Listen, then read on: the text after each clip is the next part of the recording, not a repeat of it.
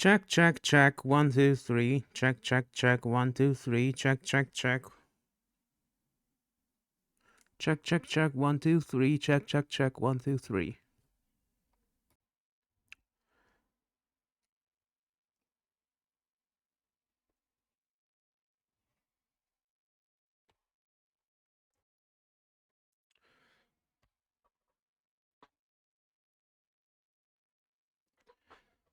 Hello, ladies and gents. I hope you can hear me well.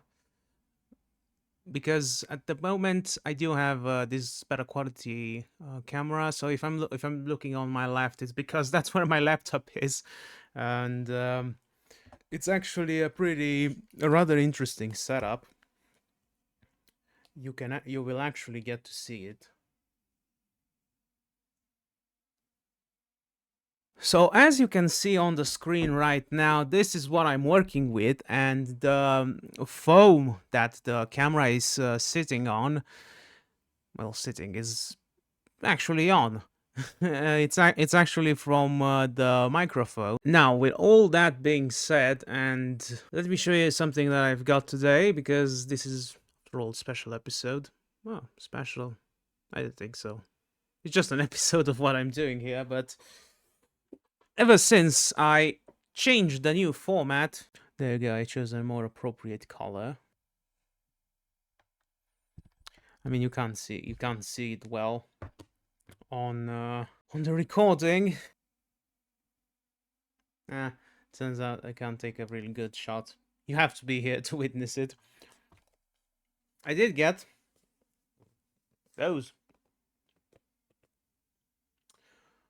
This is those are Jada die casts with with Sean's Mitsubishi Lancer Evo IX and the Skyline R34. So you will see some pictures on your screen right now with the die casts inside the packaging.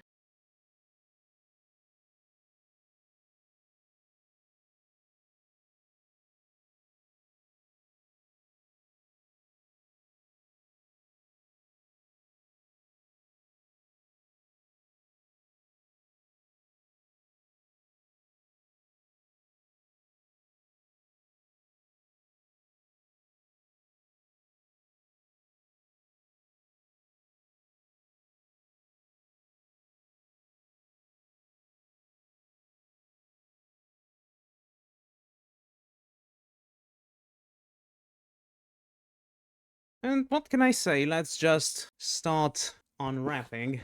And yeah, there's a bit of a tape here.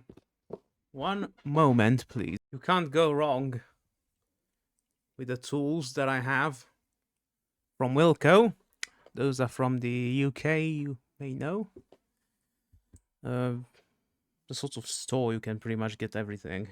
Oh, and at the time of this recording, I did order something interesting that will be a bit retro, and we may even go as far as streaming things from it.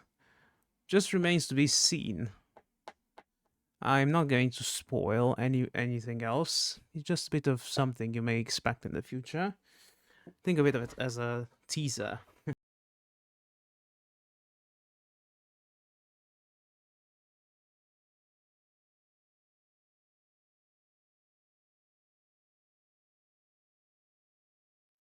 Small paper note here.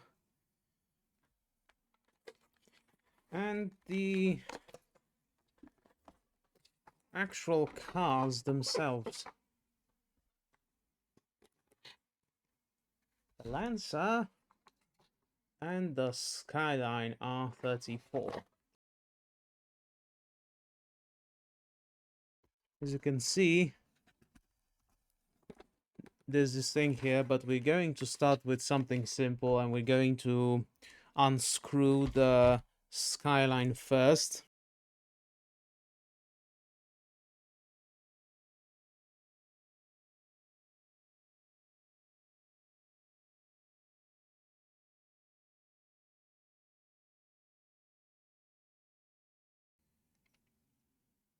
The Skyline has come off.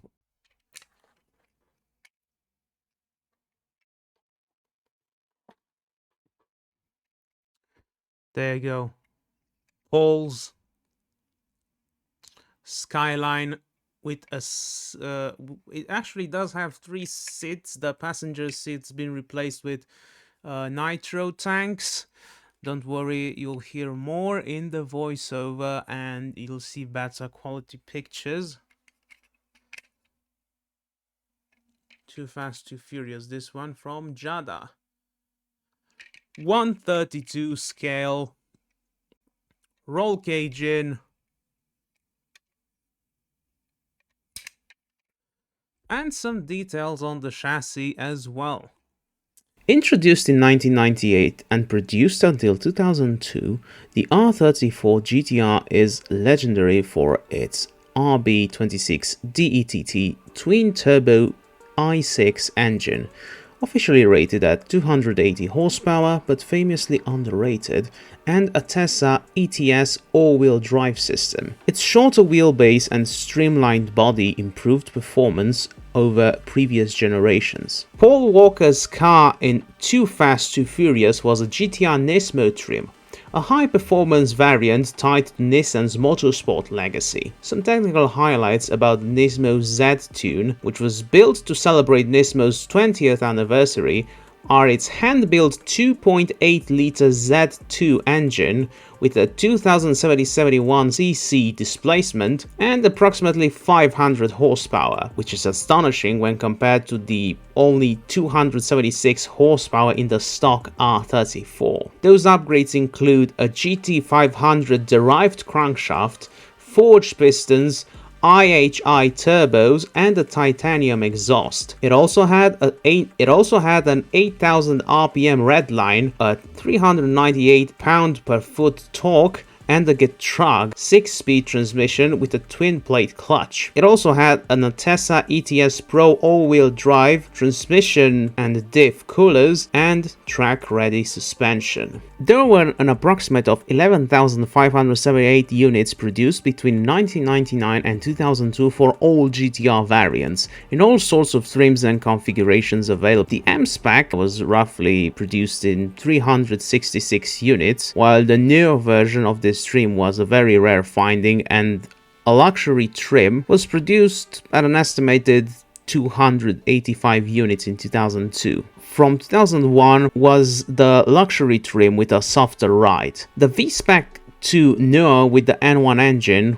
which is a collector's final edition configuration, was produced in circa 718 units, while various N1 models available in both V-Spec and V-Spec 2 trims were produced in dozens of units, 38 units with V-Spec N1 trim and 18 V-Spec 2 N1. The Series 1 of the GT-R trim was produced in a total of 2,709 units, while the V-Spec in 4,193 units. This trim had some rather interesting figures for a few specific markets, for example 81 for the UK, 10 for Hong Kong, 5 for New Zealand and 10 for Singapore. There was also an unknown variant from the same series that was in pre-production and assumingly not released, which included the GT-R Series 1, V-Spec and V-Spec N1 trims, and there were roughly 20 units produced in total. The Series 2 of the GT-R had a total of 1,268 units produced,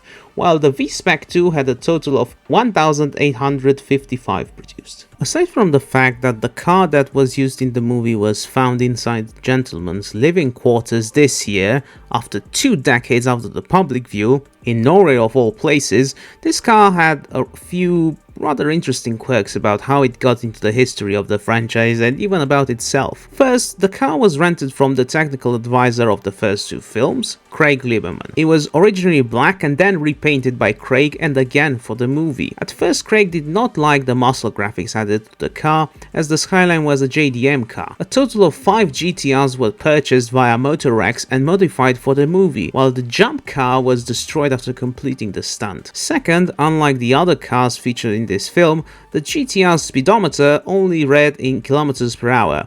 The other cars featured in the films had speedometers which showed both miles per hour and kilometers per hour. So I guess my American friends that saw this movie back in 2003 in theaters, you had to endure a few seconds of torture of not seeing one of those burgers for propulsion kind of measurement units on the speedometer.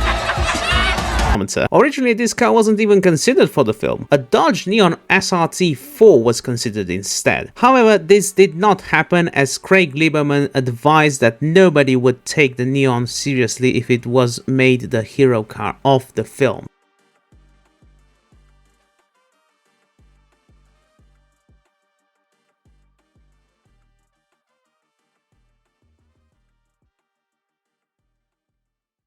Now when it comes to the Lancer, it's a bit more complicated.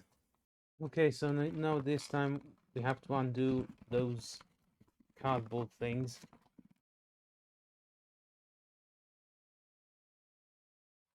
So we can get to the screw that keeps the Evo in here.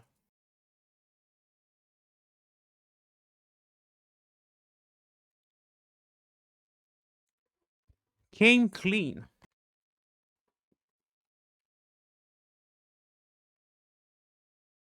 Yeah, don't worry, you'll see a picture of this cardboard as well.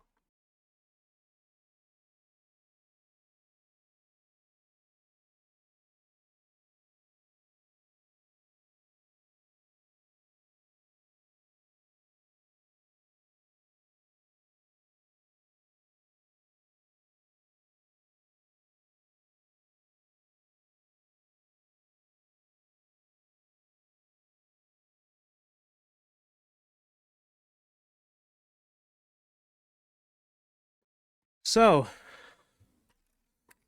this is the Evo X. Although, I mean, first of all, I thought it was an Evo 8. Door is openable.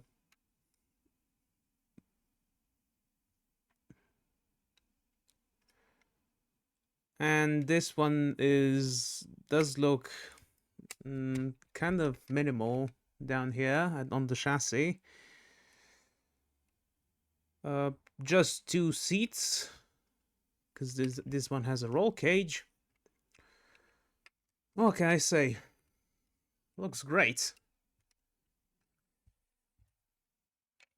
Both of them are great JDMs from the golden era of JDM cars.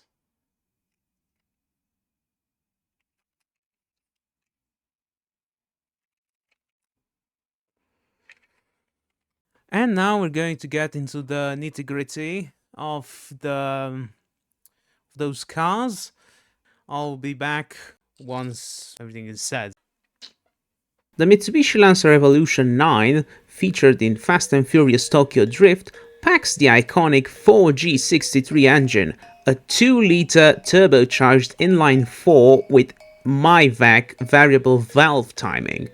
It delivers 280 horsepower, that's roughly 276 brake horsepower at 6,500 RPM, and 355 Newton meters or 262 pounds per feet of torque at 5,500 RPM, paired with a 5-speed manual or 6-speed manual in the MR trim. All models are all-wheel drive and run on gasoline. For the film, the Evo 9 retained its stock 2-liter turbocharged 4G63 engine, but was fitted with RMR air intake and exhaust systems. No other major modifications under the hood. The Lancer Evolution 9 was sold until 2006, when it was replaced by the Evo X, a model that never matched the 9's cult status.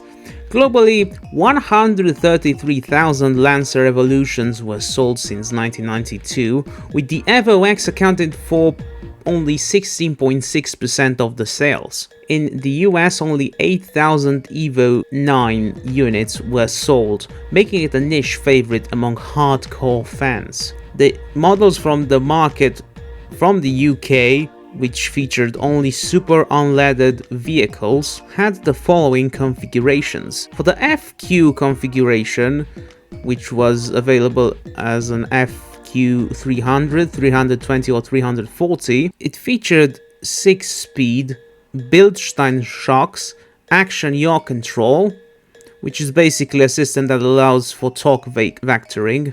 There was also an FQ360, which had the same 6-speed Bilstein shocks, AYC, but also featured a Ralliart sports meter kit, carbon splitter and speedline wheels. And of course there was also the MRFQ360, which was limited to 200 units. It featured a titanium aluminum turbo, speedline Turini wheels, a lowered Eibach coil springs, which were 10 millimeters or 0.39 inches at the front and 5 millimeters, roughly 0.20 at the rear, and privacy glass. The US models were all tuned to 286 brake horsepower and all were 5-speed manuals except for the MR trim. The standard one was the base model.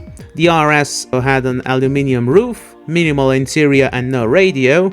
The SE trim had an aluminium roof, aluminium hood, had aluminium fenders, BBS wheels, HID headlights, and Recaro seats. The MR was the only one with the 6-speed manual gearbox, Bilstein shocks, BBS wheels, aluminium body panels, vortex generators, and of course the MR badging. By the way, did you know there was an station wagon version of this car as well? Just imagine modifying it as a hearse and then drifting on the top of a mountain when you're in between shifts. Pun intended. To turn the all-wheel drive Evo 9 into a drift machine, the filmmakers disconnected the front wheels.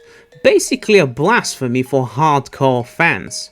It's akin to asking Luciano Pavarotti to perform Rigoletto without any melodies, or Eminem to rap without any rhyming, or asking an Italian to pass the slices of pineapples for pizza, or the ketchup for the portion of pasta, or something like that.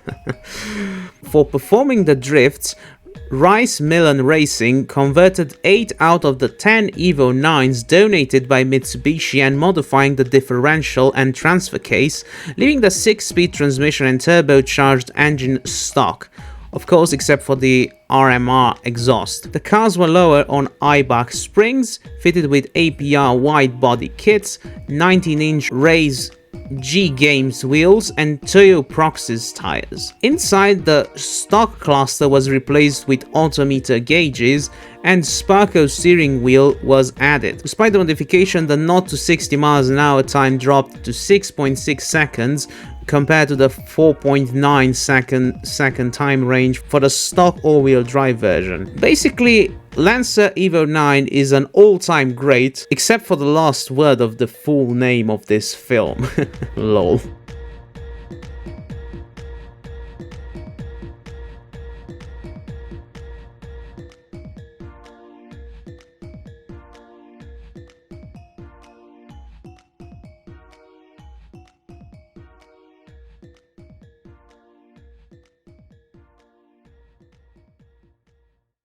Well, ladies and gentlemen, I hope you enjoyed this video. Don't forget to like the video and subscribe to my YouTube channel, push the notification bell, and follow me on my social media because it helps me a lot. And if you feel like helping me a bit extra, as in sponsoring the videos and becoming a Patreon, you can check out my Patreon page with exclusive content, and you can also check my buy me a coffee page where you're making a donation. And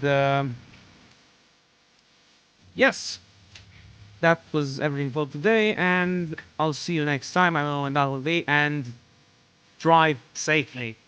Thank you for everything. Bye bye.